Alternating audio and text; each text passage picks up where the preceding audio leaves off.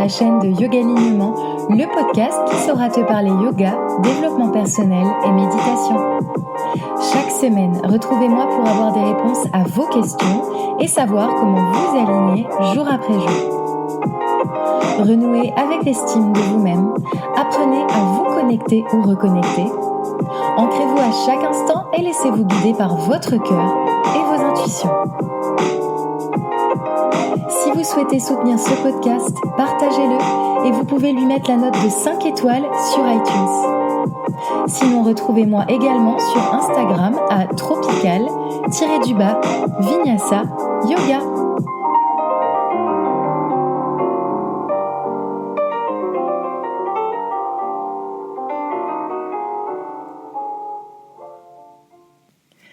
Bonjour et bienvenue à tous sur la chaîne de Yoga Alignement. Je suis contente de vous retrouver aujourd'hui pour un nouvel épisode. Ici au micro, Cécilia de Tropical Vinyasa et pour cette semaine, nous allons aborder la thématique des intentions ou du moins comment poser ces intentions, comment apprendre à les poser. Mais en fait, c'est quoi une intention ? Peut-être avez-vous déjà entendu ce terme, notamment lors de vos cours de yoga, lorsque votre professeur vous invite en début de cours à poser une intention dans votre pratique. Peut-être ça vous évoque quelque chose. Alors ici, vous allez voir, l'idée c'est de cesser d'avoir des désirs inutiles qui ne vous donneraient pas entière satisfaction. L'idée est la compréhension sous-jacente de Sankalpa, c'est la notion que l'on va aborder. La notion d'intention, c'est d'aller chercher quelque chose qui fasse vibrer votre cœur. Donc, qu'est-ce qui fait vibrer votre cœur aujourd'hui ? N'hésitez pas à faire pause. N'hésitez pas à prendre le temps de répondre à cette question, d'aller creuser un petit peu ce qu'il y a à l'intérieur. Qu'est-ce qui fait vibrer votre cœur et qu'est-ce qui vous anime aujourd'hui ? Qu'est-ce qui vous donne l'envie d'aller plus loin, plus haut ? Peut-être une compréhension interne, peut-être d'essayer d'aller creuser ce qui se trouve dans votre paysage intérieur. Une intention, c'est très personnel, vous allez le voir. Alors, avant de commencer vraiment et de rentrer dans le vif du sujet de ce podcast, qu'est-ce qu'une intention ? Alors, je l'ai abordé juste précédemment, on appelle ça un sankalpa. Donc, c'est le terme utilisé en sanskrit pour désigner donc une intention. Et comme je l'ai évoqué, c'est communément utilisé au début d'un cours de yoga. C'est quelque chose qui vient du cœur, qui vous anime. C'est quelque chose qui va, à un moment donné, vous transcender. C'est une façon également de répondre à vos ressentis, qui soient peut-être positifs, qui soient négatifs. Donc ça va hyper loin, un sankalpa. C'est une intention par rapport à ce que vous êtes en train de vivre sur le moment, ou du moins vivre dans la journée ou même dans le mois ou dans la semaine qui suit votre pratique de yoga. C'est quelque chose que vous avez en fait envie d'intégrer à votre cœur, à votre corps, à votre esprit. Et pour aller plus loin, Sankalpa, c'est aussi et avant tout une formulation, donc d'une volonté qui est vraiment puissante. C'est une volonté qui va vous permettre d'atteindre un dessein, une ligne directrice, donc sur votre tapis de yoga, comme dans la vie. C'est un moyen de mettre en cohérence vos ressources, qu'elles soient conscientes ou inconscientes. Et cette intention, qui va à terme être profondément ancrée en vous, va vous permettre de faire avancer votre être dans votre entièreté, dans une seule et même direction. Alors d'un point de vue analogique, parce que là on est vraiment dans quelque chose qui est hyper théorique, hyper sémantique, mais d'un point de vue analogique, c'est en gros, vous allez faire planter une petite graine, et cette petite graine, elle va germer. Elle va germer en vous, elle va mûrir, elle va se développer, et elle va dessiner votre propre réalité et la réalité de votre vie. Donc c'est pour ça que par exemple, on peut utiliser le terme agir avec intention.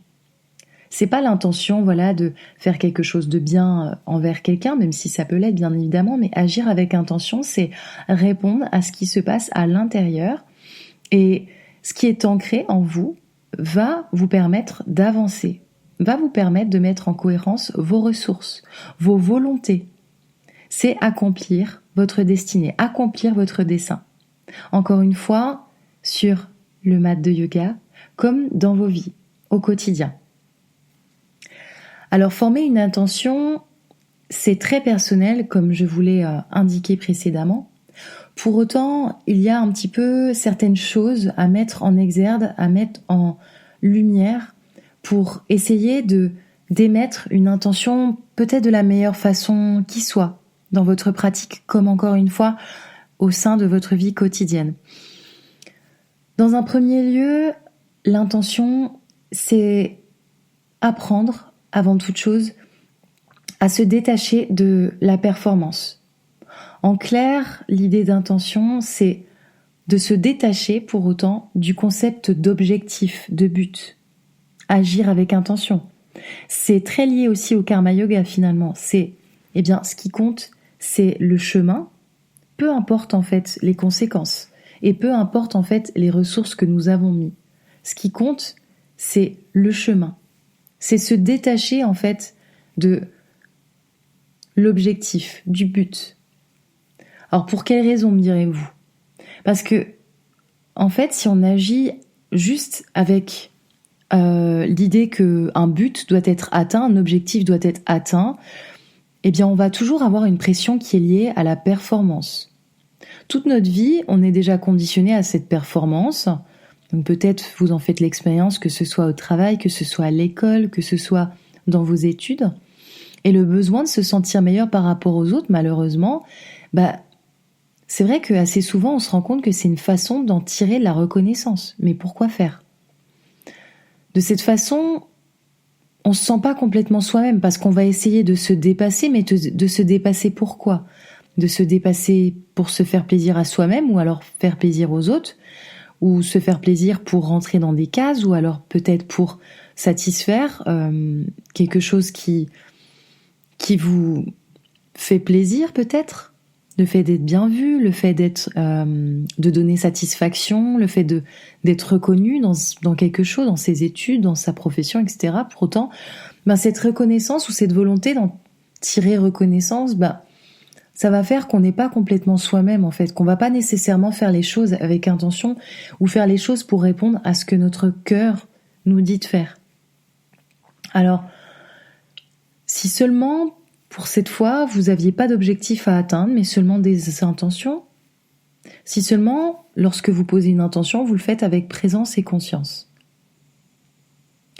C'est une façon pour vous d'orienter votre chemin vers quelque chose qui soit lumineux, vers quelque chose qui soit empreint de joie.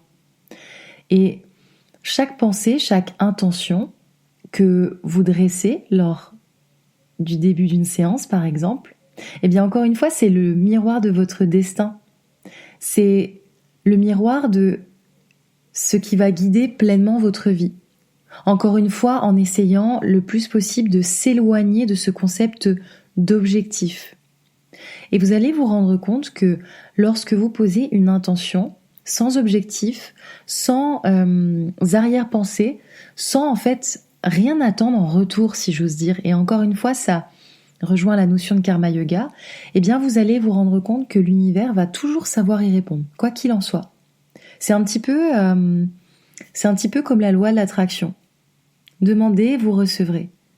Pour autant, essayez de faire cet exercice en essayant de visualiser que vous devez vous éloigner de cette idée de challenge, de cette idée de but. Alors, si vous avez des intentions par rapport à votre vie, par rapport à vous-même, par rapport à votre vie personnelle ou même peut-être professionnelle, n'hésitez pas à les prononcer à voix haute, voire même finalement de les écrire, de les dresser par écrit, vos intentions. Et c'est d'autant plus fort lorsque vous faites ça, par exemple, en temps de pleine lune, à des moments où vous demandez à la lune telle chose avec intention. Vous allez voir, si vous le faites vraiment avec le cœur, que vous prenez le temps de vous poser pour pouvoir les écrire, eh bien elles vont résonner dans votre cœur, dans votre corps, dans votre esprit, encore une fois. J'aime bien appeler ça un petit peu le triangle, quoi. Le cœur, le corps, l'esprit.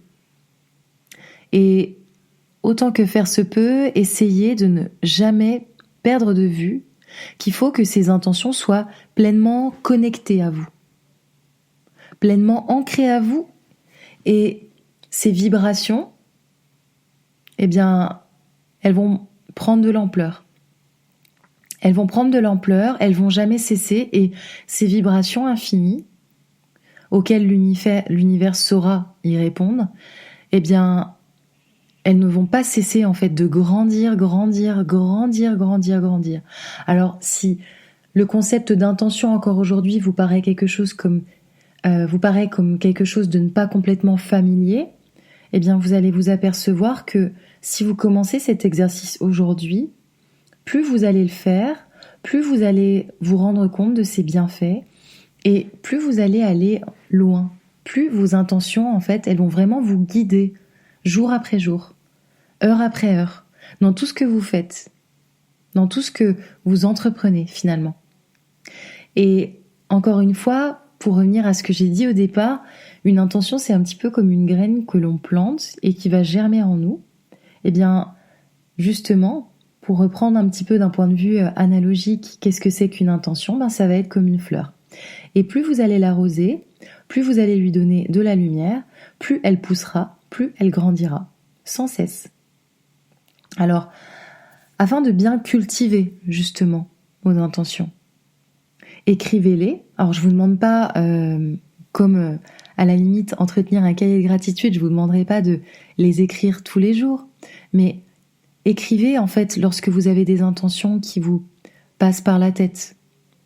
Si vous avez une intention lors de votre cours de yoga et que cette intention vous a animé durant toute votre classe, toute votre séance, et que c'est quelque chose qui vous a fait du bien, alors mettez-la par écrit. Encore une fois. C'est une façon finalement, vous allez voir, même de les écrire, de les relire, c'est une façon de les garder dans un coin de la tête, et tout en sachant que le fait d'y revenir, ça pourra toujours faire du bien à terme. Et le fait de les relire, même si par exemple vous n'avez rien écrit depuis quelques semaines et que là vous avez envie d'écrire, alors vous allez relire ce que vous avez déjà préalablement mis sur papier, eh bien vous allez le voir, cultiver le positif jour après jour. Alors, c'est vrai que ce processus, ça va prendre du temps, ça demande beaucoup de patience, mais c'est un processus qui, au final, vous allez le voir, est un choix éclairé, conscient, présent, que le bonheur entre dans votre vie, parce que le bonheur, il découle de quoi ? Eh bien, il découle de vos intentions heureuses, évidemment, de vos intentions qui, à terme, vous donneront satisfaction. Pour aller plus loin, essayez d'intégrer que, donc sans calpa, donc c'est personnel, on en a une par exemple en début de séance de yoga, mais si vous avez envie d'avoir plusieurs intentions à des moments donnés de vos vies, par exemple ce jour-là, eh bien c'est cette chose qui m'anime, demain ce sera peut-être autre chose, avant-hier c'était peut-être complètement autre chose, etc. Mais essayez que ces intentions deviennent au final vos réalités en fait. Je sais pas si c'est très clair ce que je suis en train de dire, mais essayez d'avoir à l'esprit que votre attitude, que vos idées, que vos intentions vont à terme façonner ce que vous faites dans votre vie, façonne la façon dont vous agissez, et que ces intentions qui à la base peut-être sont conscientes, voire même peut-être inconscientes, elles vont prendre racine. Donc encore une fois, on en vient à cette fleur. Et cette fleur, elle va pouvoir peut-être à terme grandir. Alors c'est pour ça que plus vous cultivez une intention qui soit positive, plus en fait votre fleur va être belle, colorée, elle va avoir de belles pétales, et elle ne va avoir de cesse de prendre de l'expansion. Au contraire, si vous avez des intentions pas nécessairement positives envers vous-même, alors c'est le négatif qui transparaît. Alors c'est vrai qu'il faut faire vraiment très attention avec ça. Encore une fois, c'est un lien, un parallèle à la loi de l'univers, à la loi de l'attraction. Plus vous centrez vos intentions sur quelque chose qui soit positif, toujours avec conscience que vous le faites avec le cœur et toujours avec conscience que vous le faites sans but, plus en fait vous allez avoir quelque chose de positif. Donc c'est hyper important. Avec votre sankalpa, encore une fois, la graine que vous plantez, elle va devenir si intense, si importante, qu'elle va vraiment finir en fait par colorer toute la réalité qui vous entoure. Elle va finir par colorer en fait votre vie. Elle va finir par colorer chaque jour qui se fait devant vous. Et petit à petit, en fait, cette intention, elle va être une magnifique fleur ou des magnifiques fleurs ou alors un champ de fleurs à cueillir. Donc c'est hyper beau. Donc en fait, cette sankalpa, essayez d'imaginer que dans un premier temps, il faut la cultiver jour après jour ou les cultiver jour après jour, en essayant peut-être de revenir à ce que vous avez écrit ou à ce que vous pensez. Et encore une fois, imaginez que ces intentions, plus vous les répétez avec le cœur, plus elles auront un impact sur votre réalité, sur la réalité qui vous entoure, sur la réalité qui anime vos actes et qui anime aussi ce que vous pensez.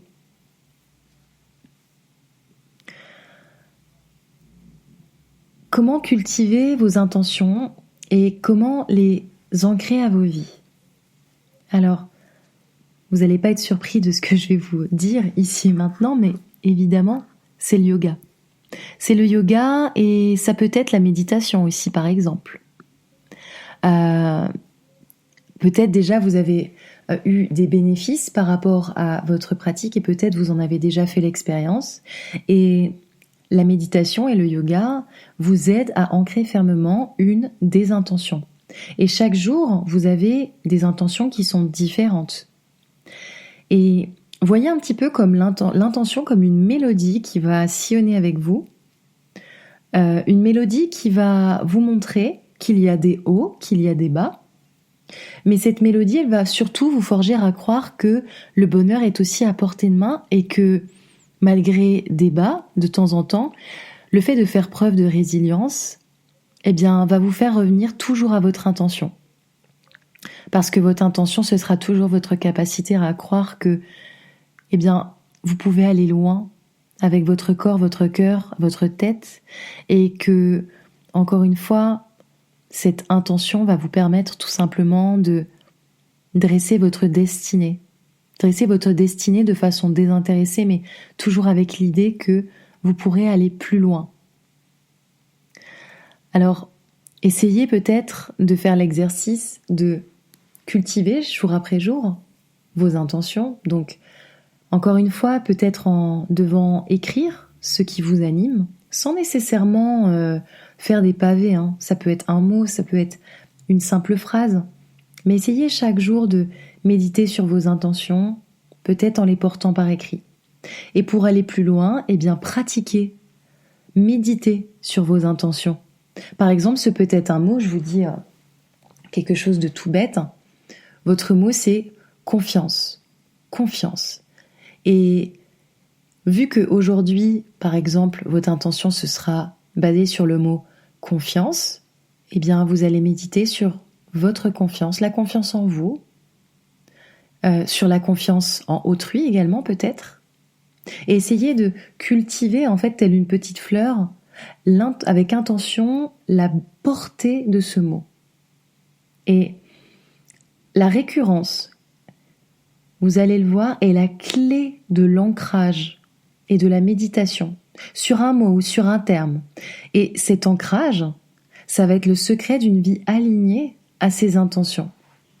Les intentions sont des vibrations, encore une fois, qui sont envoyées à l'univers. Et là-dessus, je vous renvoie à la loi de l'attraction.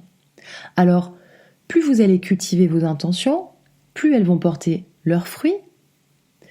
Et plus en fait vous les méditez, plus au final, vous allez être aligné dans votre vie, tout simplement.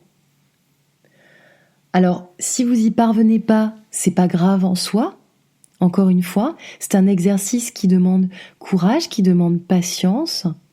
Et sans cette patience nécessaire à l'ancrage de vos intentions, le travail des intentions, est complètement vidé de sa substance. Donc c'est pas quelque chose qu'il faut faire maintenant tout de suite, vous allez le voir. C'est quelque chose qui va vous donner peut-être un peu de fil à retordre de temps à autre, mais sachez que si vous le faites avec le cœur et beaucoup de patience, eh bien c'est un petit peu c'est un petit peu comme le yoga. Eh bien à force de patience, à force d'exercice, à force de cultiver cette patience, eh bien vos intentions vont être ancrées, et plus elles vont être ancrées, plus vous allez être aligné en fonction de ce que vous voulez vraiment dans votre vie.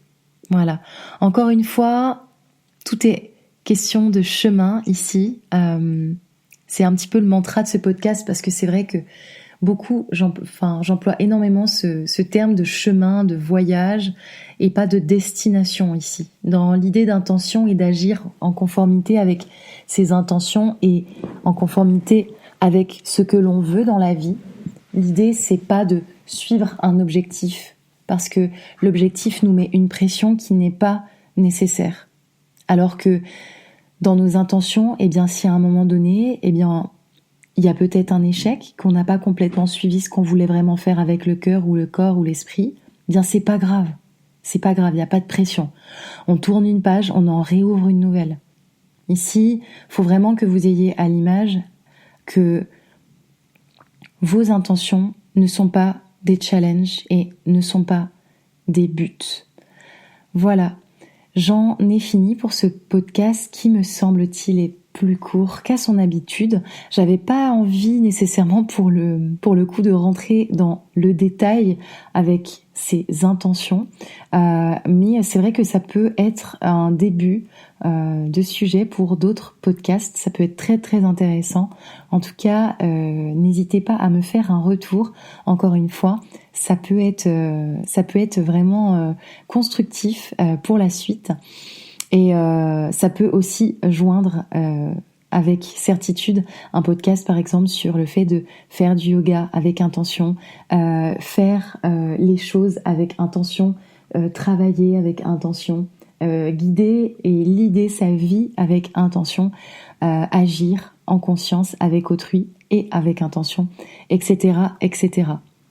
Donc je vous invite, si vous le désirez, à prendre votre petit cahier, votre petit stylo, et de peut-être commencer à noter vos intentions, quelque chose qui vous anime, qui viennent de votre cœur.